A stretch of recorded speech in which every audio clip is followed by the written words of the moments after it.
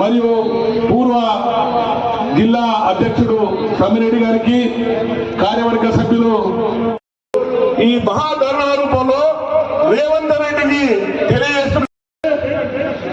మన వరంగల్ అనేది ఒక సెంటర్ పాయింట్ అయితే ఆజాంగాయి మిల్స్ తరఫున కూడా ఈ ధర్నా నుంచి అందరూ కళ్ళు తెరవాలి. కాంగ్రెస్ వెంటనే వేగవంతం చేసి నిర్మాణం కోట్లు మన వరంగల్ కు అలాట్ చేస్తే మన రాష్ట్ర పార్టీ తరఫున, రాష్ట్ర ప్రభుత్వం తరఫున 290 కోట్లు కాంట్రిబ్యూట్ చేయడం జరిగింది. ఎక్కడ పోయినది 110. మీడియా మిత్రులకు నమస్కారం. ఈరోజు వరంగల్ జిల్లా భారతీయ జనతా పార్టీ వరంగల్ ప్రజల ఆత్మగౌరవ పోరాటంలో భాగంగా వరంగల్ బస్టాండ్ నిర్మాణం కోసం మహాధర్నా కార్యక్రమం. ఈ మహాధర్నా కార్యక్రమంలో జాతీయ నాయకులు, రాష్ట్ర నాయకులు మరియు బూత్ స్థాయి నాయకులు కూడా దాదాపు 1000 మంది పాల్గొని విజయవంతం చేయడం జరిగింది. ఈ మహాధర్నా యొక్క ముఖ్య ఉద్దేశం మాజీ ఎమ్మెల్యే నన్నపునేని నరేందర్ గారు బీఆర్ఎస్ పార్టీ నయవంచక మాటలు, అదేవిధంగా ప్రస్తుత మంత్రివర్యులు వరంగల్ తూర్పు నియోజకవర్గ శాసనసభ్యులు కొండా సురేఖ గారి యొక్క అసమర్థతకు ఈ వరంగల్ బస్టాండ్ నిదర్శనం, సాక్షి. ఉమ్మడి వరంగల్ జిల్లాలో ఏకైక అతిపెద్ద బస్టాండ్ మన వరంగల్ బస్టాండ్.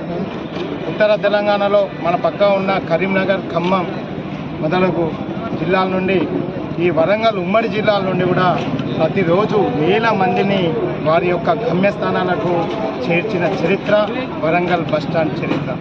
అలాంటి బస్టాండ్ని ఉనికిగా ప్రమాదం అయ్యే విధంగా ఈ బస్టాండ్ని రోడ్డుపైకి తీసుకొచ్చిన ఘనత గత బీఆర్ఎస్ ప్రభుత్వం మరియు ప్రస్తుత కాంగ్రెస్ ప్రభుత్వం యొక్క పాలన. బోకర్ మాటలతోని, కాంగ్రెస్ యొక్క కుటీల రాజకీయాలతోని ఈరోజు వరంగల్లోని ప్రజా రవాణా వ్యవస్థ రోడ్డుపైకి ఈడ్చి ప్రయాణికుల ఇక్కట్లో వర్ణనాతీతం. ఈరోజు ప్రయాణం చేయాలి అంటే కనీసం మరుగుదొడ్లు సౌకర్యాలు లేకుండా గత 2 సంవత్సరాల నుంచి కూడా రోడ్డుపై ఉన్న బస్టాండ్ని వెంటనే నిర్మాణం చేయాలని భారతీయ జనతా పార్టీ చేయడం జరిగింది. మన పరిస్థితి ఎట్లా ఉంది అంటే, ఏరికోరి పెళ్లి చేసుకున్న మొగడు ఎగిరెగిరి దాన్నిండంట.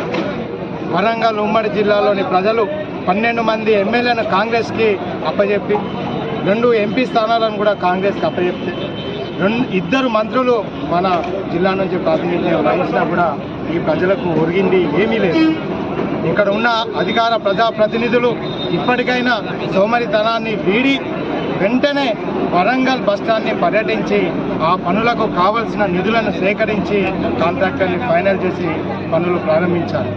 ఎన్నికల ముందు కేటీఆర్ గారు 17 జూలై 2023లో ఇక్కడి మంత్రివర్యులు ఎర్రబెల్లి దయాకర్ రావు, అదేవిధంగా ఆర్టీసీ చైర్మన్ వాజిరెడ్డి గోవర్ధన్ రెడ్డి గారు, వీరందరూ కూడా ఇక్కడ అధునాతనమైన బస్టాండ్కు శంకుస్థాపన చేయడం జరిగింది.